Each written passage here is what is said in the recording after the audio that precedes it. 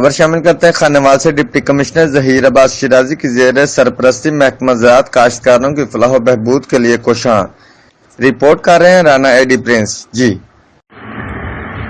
محکمہ زراعت life stock water management کی کارکردگی کا جائزہ لینے کے لیے اجلاس۔ ایڈیشنل ڈپٹی کمشنر جنرل محمد اختر منڈیرا نے صدارت کی۔ اجلاس میں نہری پانی چوری کی روک تھام، جعلی بیج، غیر معیاری زرعی ادویات، کھادیں فروخت کرنے والوں کے خلاف کارروائی کا بھی جائزہ لیا گیا۔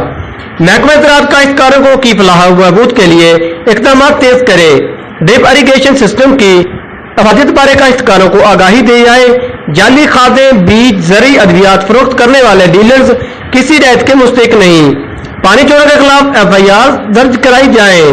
رانا ایڈی پرنس، خانوال۔